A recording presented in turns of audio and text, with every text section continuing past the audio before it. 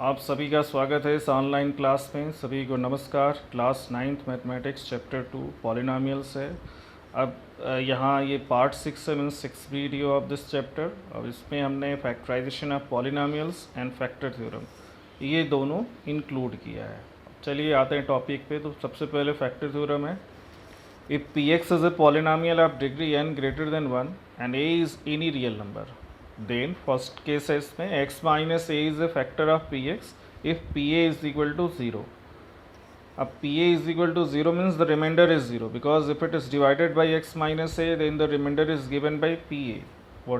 Whatever is the value of pa, that is the remainder, and if remainder is 0 then that is exactly factor of the polynomial. Second case, pa is equal to 0 if x minus a is a factor of px. उसी चीज़ को उलट के लिख दिया गया है, same conditions को। अब इसका प्रूफ भी यहाँ पे है। तो बाई रिमाइंडर थ्योरम, पिछला रिमाइंडर थ्योरम भी हमने प्रूफ किया था। तो अगर polynomial P X X minus A से डिवाइड किया जाता है तो एक्सप्रेशंस बनते हैं P X is equal to X minus A into Q X plus P A, where P A is the remainder. ठीक है। अब अगर पी ए ज़ीरो है, मतलब रिमाइंडर ज़ीरो हो जाता है, then P x will be x minus A into Q x, और ये क्लियरली इंडिकेट करता है कि एक्स माइनस ए इसका एक फैक्टर है। ठीक है। Shows that X minus A is a factor of P X because there is no remainder. Second case है इसी में, since X minus is a factor of P X, so P X is X minus A into G X for same polynomial G X, some polynomial G X. In this case, PA is equal to A minus A into GA, that will be equal to 0. अब x minus ए में हम a की x की जगह a रखेंगे PA के लिए, तो a माइनस ए हो जाएगा, वो 0 हो जाएगा। In that case remainder is 0, मतलब अगर PA 0 है तो x माइनस ए उसका फैक्टर होगा। तो सिंपली ये है कि अगर कोई भी पॉलिनॉमियल या कोई लीनियर फैक्टर की लीनियर टर्म, लीनियर एक्सप्रेशन किसी पॉलिनॉमियल का फैक्टर है, तो simply find the remainder when it is divided, means using the remainder theorem. If the remainder is 0 then that linear expression is exactly factor of the given polynomial. Simple. अब इसको हम यहाँ example से भी clear करेंगे। Examine whether x plus 2 is the factor of x cube plus 3x square plus 5x plus c or and of 2x plus 4. तो x plus 2 हमको check करना है, तो x का जो x प्लस 2 का जो 0 होगा वो -2 होगा। तो हमको पॉलिनॉमियल में x की जगह -2 रखना है। तो px हो गया polynomial x cube plus 3x square plus 5x plus 6। तो p -2 हो गया -2 cube plus 3 into -2 square plus 5 into -2 plus 6। तो ये 18 माइनस 18 0 हो जाएगा। इसका मतलब x plus 2 P x polynomial का एक फैक्टर हो गया। दूसरा एस एक्स लिया गया है 2x प्लस 4। अब इसमें भी हम x की जगह -2 रखेंगे तो ये भी आ जाएगा, क्योंकि ये 2x प्लस 4 है। तो 2 इंटू -2 प्लस 4, 4 माइनस 4, ये 0 हो जाएगा। सो x plus 2 is also the factor of 2x plus 4। ये 2x प्लस 4 में तो हम ऐसे भी देख सकते थे, अगर हम 2 को कॉमन ले लें तो ये x प्लस 2 आ जाएगा। इसका मतलब x plus 2 is a factor of this the second polynomial. तो this is the way how to check whether given expression is the factor of the polynomial और नॉट। नेक्स्ट एग्जाम्पल है, find the value of k if x minus a is a factor of 4x cube plus 3x square minus 4x plus k. Now it is divided by x minus a. X minus a is the factor of the given polynomial. Therefore, if you substitute x is equal to 1, then the remainder will be 0. As x minus 1 is a factor of px, therefore p1 will be equal to 0. Now p1 is found by substituting x is equal to 1 in the polynomial. So we get 4 plus 3 minus 4 plus k is equal to 0. So k is equal to -3. Therefore value of k is here -3. Now factorization of the polynomial ax square plus bx plus c by splitting the middle term, very easy and very interesting ये topic है, जिसमें middle term को split करते हैं quadratic polynomial को हम factorise करने के लिए। Now here I have devise some steps to factorise quadratic polynomial easily. I think you will be benefited from this also and will like this. What is the first step? तो पहले तो यही होता है कि आप पॉलिनॉमियल को standard form में रखिए, और स्टैंडर्ड फॉर्म होता है X square plus B X plus C. अब दूसरे स्टेप में जो पहला टर्म है और जो लास्ट टर्म है, थर्ड टर्म है, उसको मल्टीप्लाई करें। अब पहला टर्म ए एक्स स्क्वेयर है और दूसरा टर्म लास्ट टर्म सी है, तो ए एक्स स्क्वेयर इंटू सी वो ए सी एक्स स्क्वेयर हो गया। तो ये प्रोडक्ट हमने फाइंड कर लिया। अब हमको स्प्लिट करना है। Split a C x square in two parts following condition. अब ए सी एक्स स्क्वायर ये जो प्रोडक्ट फर्स्ट और लास्ट टर्म का आया है उसको दो पार्ट में स्प्लिट करना, और कैसे स्प्लिट करना है ये आगे के स्टेप्स में दिया हुआ है। पहला क्या है इसमें, अगर ये product A C x square positive है then both the factors are of the same sign. अगर ये प्रोडक्ट पॉजिटिव आता है तो दोनों ही फैक्टर सेम साइन के होंगे। सेम साइन मतलब या तो दोनों पॉजिटिव हैं या दोनों नेगेटिव हैं। अब ये डिपेंड करता है बी पे, जो बीच वाला टर्म है। अगर बी पॉजिटिव है तो दोनों पॉजिटिव होंगे, और अगर बी नेगेटिव है तो दोनों ही नेगेटिव होंगे। तो बहुत ही आसान चीज़ है।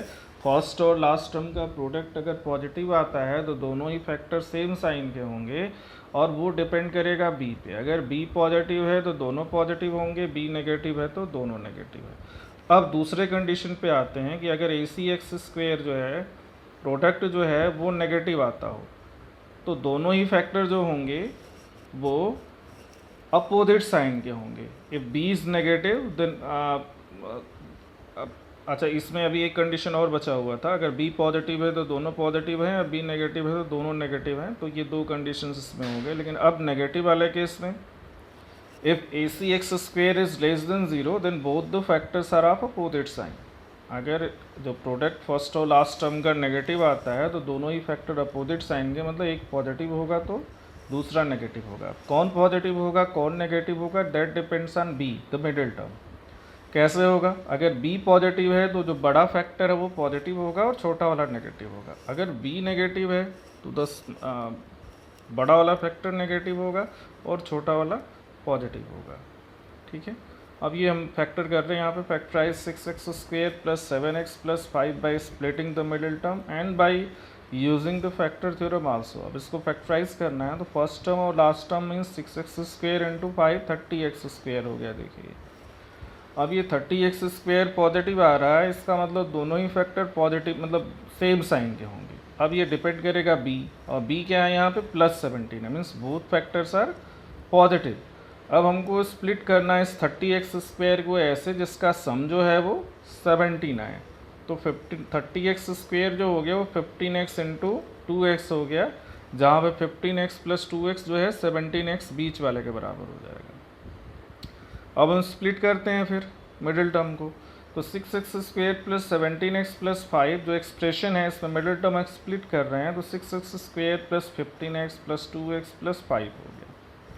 अब 6x स्क्वेयर प्लस 15x ये ग्रुप कर रहे हैं, इनसे हम 3x कॉमन ले लिए तो ये 2x प्लस 5 हो गया। लास्ट टू टर्म को एक साथ रखें और 1 कॉमन ले लें तो ये भी 2x प्लस 5 हो गया। अब 2x प्लस 5 दोनों से में ही हैं तो इसको हम दोनों से कॉमन ले लिए, तो पहले से 3x बच गया और दूसरे से 1 बच गया। जो बच रहे हैं कॉमन लेने पर, जैसे 2x प्लस 5 पहले से कॉमन लेंगे तो क्या बचेगा 3x बचेगा, दूसरे से क्या बचेगा प्लस 1 बचेगा, तो ये 3x प्लस 1 हो। तो ये इसका फैक्टर हो गया 2x plus 5 into 3x plus 1। तो ये मिडिल टर्म्स को स्प्लिट करके किया गया है, जो कि कितना इजी है आप देख सकते हो। अब इसी को फैक्टर थ्योरम से करना है, और फैक्टर थ्योरम से करने के लिए इसमें एक्स स्क्वायर के कोएफिशिएंट पहले हम 1 बनाएंगे, तो इसमें से हम 6 कॉमन लेंगे तो ये इस फॉर्म में आएगा 6 into x square plus 17/6x plus 5/6। अब इसको 6 इंटू px लिख दिया हमने, मतलब जो ब्रैकेट के अंदर पॉलिनॉमियल उसको हमने px ले लिया। अब इसमें ये क्वाड्रेटिक पॉलिनॉमियल है, तो if a and b are the zeros of px then इसको हम लिख सकते हैं 6 इंटू एक्स माइनस ए into X minus B. Product आप जो है अगर दो ज़ीरोज़ हैं तो उनके फैक्टर्स जो होंगे वो एक्स माइनस ए एक्स माइनस बी होंगे, उनका प्रोडक्ट पॉलिनॉमियल के बराबर हो जाएगा। तो अब यहाँ पे ए बी की वैल्यू क्या हो जाएगी, प्रोडक्ट जो हो जाएगा वो 5/6 हो जाएगा। 5/6 के जो फैक्टर्स हैं वो plus minus 1/2 plus minus 1/3 plus minus 5, ये सभी फैक्टर्स हैं जो कि फैक्टर थ्योरम में यूज़ करेंगे हम इनको चेक करने के लिए जिस पे 0 आ रहा है। अब इसमें 1/2 रखने पे ये जो है 0 नहीं आ रहा है, माइनस 1/3 रखें तो 0 आ रहा है ये पॉलिनॉमियल की वैल्यू। इसका मतलब x प्लस 1/3 इसका एक फैक्टर हो गया। Similarly, by trial you can find x plus 5/2 is also a factor of px. ये आप उसमें देखिए जितने फैक्टर्स हैं उसमें 5/2 भी है और -5/2 भी है। तो अब इतने सब जो है हम चेक नहीं करेंगे, हम बाई हिट एंड ट्रायल देखेंगे किस पे सूटेबली वो 0 आ रहा है, कौन सूटेबल है, उसी को रखेंगे, नहीं तो बहुत लंबा पड़ेगा। तो there four 6x² + 17x + 5 = 6 × x + 1/3 × x + 5/2। अब ये एलसीएम लेने पे 3x + 1/3 2x + 5/2 आ गया। 6 को हमने उसको कैंसिल कर दिया डिनोमिनेटर से, तो देखिए वही फैक्टर्स आपको मिले 3x + 1 2x + 5। तो इस तरह कहीं कहीं फैक्टर थ्योरम आसान होता है यूज़ करना, कहीं कहीं स्प्लिटिंग मिडिल टर्म यूज़ होता है, मतलब आसान होता है फैक्टराइजेशन में क्वाड्रेटिक पॉलिनॉमियल की। लेकिन क्वाड्रेटिक पॉलिनॉमियल नहीं है, क्यूबिक पॉलिनॉमियल या उसके ऊपर है, तो आपको फैक्टर थ्योरम ही अप्लाई करना पड़ता है। अब जैसे एग्जांपल 14 है, factorise y² - 5y + 6y using the factor theorem. उसको फैक्टर थ्योरम से करना है। आप देखिए तो लास्ट टर्म इसमें 6 है, 6 को हम फैक्टराइज करेंगे तो क्या आएगा, +-1 हो सकता है, +-2 हो सकता है, +-3 हो सकता है, +-6 हो सकता है। ठीक है, अब यहाँ पे 6 को फैक्टर करना है तो वही चीज़ है। अब देखो यहाँ पे 1 2 3, the factors of 6 are 1 2 3, plus और माइनस कुछ भी हो सकता है। अब यहाँ प्लस ही लिए हुए हैं तो P2 2 हम रख रहे हैं इसमें, तो 0 आ रहा है, 3 रखेंगे तो भी 0 आएगा, 3 पे भी वैल्यू इसकी 0 आ रही है, तो एक एक y-2 फैक्टर हो गया, एक y-3 फैक्टर हो गया। तो इसका मतलब y² - 5y + 6 = y-2 × y-3। Note that y² - 5y + 6 can also be factorized by splitting the middle term -5। इसको मिडिल टर्म से स्प्लिट करके भी कर सकते हो, जो ज़्यादा आसान है, ईजिली आप कर सकते हो। एग्जाम्पल 15 है, फैक्टराइज x³ - 23x² + 142x - 120। अब देखिए कि क्यूबिक पॉलिनॉमियल है तो इसको हमको फैक्टर थ्योरम से ही करना पड़ेगा। लास्ट है 120, तो 120 के ढेर सारे फैक्टर होंगे। अब इसमें 1 से ट्राई करते हैं। देखिए 120 -120 या 120 के इतने सारे +-1 +-2 इतने सारे इसके फैक्टर्स हैं। तो by trial we find P1 = 0। पहला ही फैक्टर 1 रखने पे ये 0 आ रहा है, इसका मतलब x-1 इसका एक फैक्टर हो गया। अब x-1 इसका एक फैक्टर हो गया तो दूसरा फैक्टर क्या होगा। अब बाकी जो फैक्टर्स हैं उसको निकालने के लिए क्या करना होगा, इस पॉलिनॉमियल को हमको x-1 से डिवाइड करके दूसरे फैक्टर्स फाइंड करने होंगे। अब हम डिवीज़न करें या एडजस्टमेंट करें टर्म्स का, क्योंकि एडजस्टमेंट एक लाइन में हो जाता है विदाउट डिवाइडिंग, उसमें आपको थोड़ा सा सोचना पड़ता है, वो टेक्निकल चीज़ है। फिर अब डिवाइड कर, जैसे यहाँ हमने एडजस्टमेंट को ही यूज़ किया है, पॉलिनॉमियल x³ - 23x² + 142x - 120 है। इसमें हमको ये पता है कि इसका एक फैक्टर x-1 है, तो उसी के फॉर्म में हम एडजस्ट करते जाते हैं। पहले टर्म को हम डिस्टर्ब नहीं करते हैं, उसके बाद के टर्म्स को एडजस्ट करते हैं हम। जैसे पहला term x³ as it is रख दिया गया। अब x-1 फैक्टर लाने के लिए अगला टर्म क्या होना चाहिए, -x² होना चाहिए, जिससे हम इन दोनों से x² कॉमन लें तो x-1 आ गया। तो हमने -x² लिख लिया। अब नेक्स्ट जो है -23x² से एक -x² ले लिया तो कितना बचा, -22x²। इसको भी एज इट इज़ हम जो बचा उसको लिख लिया।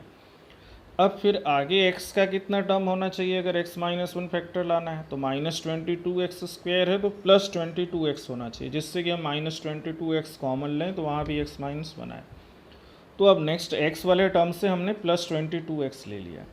अब 142x है, उससे 22x ले लिया तो कितना बचा, 120x बच गया। अब लास्ट वाला टर्म खुद अपने आप -120 है, उसको एडजस्ट करने की ज़रूरत नहीं। तो इस तरह से एडजस्टमेंट करते हैं हम टर्म्स का, जबकि हमको पता रहता है कि एक फैक्टर इसका ये है, तो उसी के टर्म में हम बाकी सबको एडजस्ट करते जाते हैं। पहले को बिना डिस्टर्ब किए हुए उसके आगे के टर्म्स को हम एडजस्ट करते हैं, ताकि हमको वो फैक्टर्स कॉमन लेने पे, ग्रुप करने पे मिलता रहे।